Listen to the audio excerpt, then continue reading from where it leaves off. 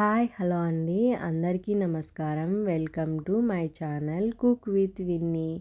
నేను ఈరోజు వీడియోలో పాలక్ చపాతీ చేస్తున్నానండి. ఆ పాలక్ చపాతీ ఎలా చేసుకోవాలో చూద్దామా.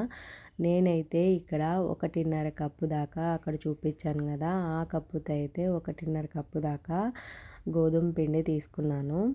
అలాగే ఒక కట్ట వరకు పాలకూర ఉంటుంది కదా, ఆ కట్టలో హాఫ్ కట్ట వరకు పాలకూర తీసుకునేసి సన్నగా తరుక్కునేసి బాగా కడిగేసి గోధుమ పిండిలో వేసేసాను. అలాగే రుచికి తగ్గట్టు సాల్ట్ కూడా వేసుకునేసి ఆ గోధుమ పిండి, పాలకూర, సాల్ట్ అన్నీ మిక్స్ అయ్యేలాగా బాగా కలిపేసుకునేసి కాస్తంత ఆయిల్ కూడా వేసుకుని మళ్ళీ బాగా కలిపేసి ఇప్పుడు మనం ఎలా అయితే చపాతీ పిండిని కలుపుతామో అలాగా వాటర్ వేసుకునేసి బాగా చపాతీ పిండిని కలుపుకోవాలి. ఈ పాలకూర కూడా బాగా కలిసిపోవాలి కదా, అందుకు మొత్తం బాగా కలిపెట్టేసి ఇలాగా చపాతీ ముద్దలాగా కలిపి పెట్టేసుకోవాలి. దీన్ని ఇప్పుడు మనం ఒక 15 నిమిషాల వరకు మనం చపాతీ పిండిని నానబెడతాం కదా, అలాగే ఒక సైడ్ పెట్టేసుకోవాలి. ఒక 15 మినిట్స్ తర్వాత ఇప్పుడు తీసుకునేసి మళ్ళీ ఒకసారి అలా ప్రెస్ చేసి పిండినంతా పెట్టుకోవాలి. అలాగే ఒక పక్క అయితే నేను ప్యాన్ని వేడి చేసుకుంటున్నాను. స్టవ్ ఆన్ చేసి పెనం అయితే పెట్టేశాను. ఇప్పుడు చపాతీ ఉండలు చేసుకోవాలి.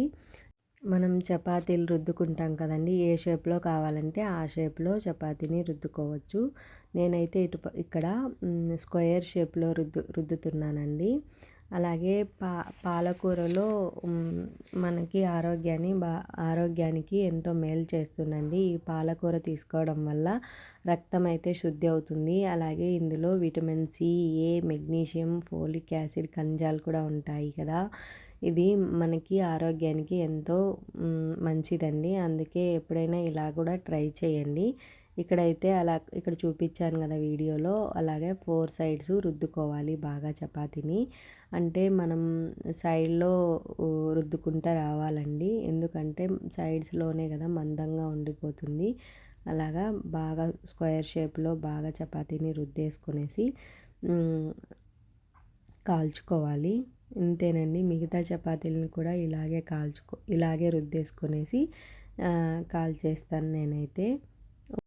ఇక్కడ ప్యాన్ అయితే వేడైపోయిందండి, అందుకోసం అనేసి చపాతీ అయితే వేసేస్తున్నాను. ఇప్పుడైతే ఒక సైడ్ బాగా కాల్చుకొని మరొక వైపుకు తిప్పుకొని కాస్తంత ఆయిల్ వేసుకొనేసి 2 సైడ్స్ కూడా గోల్డ్ కలర్లోకి, అంటే బాగా ఎర్రగా చపాతీ బాగా ఎర్రగా కాలాలి. ఇంతే అండి. ఇలాగా పిల్లలకి కూడా చేసి పెట్టడం వల్ల వాళ్ళు కూడా ఎంతో ఇష్టంగా అయితే తింటారు. ఇందులోకి ఎగ్ కర్రీ అయితే ఇంకా సూపర్ టేస్టీగా ఉంటుంది.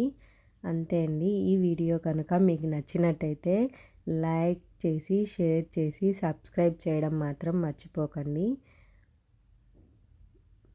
Please support me.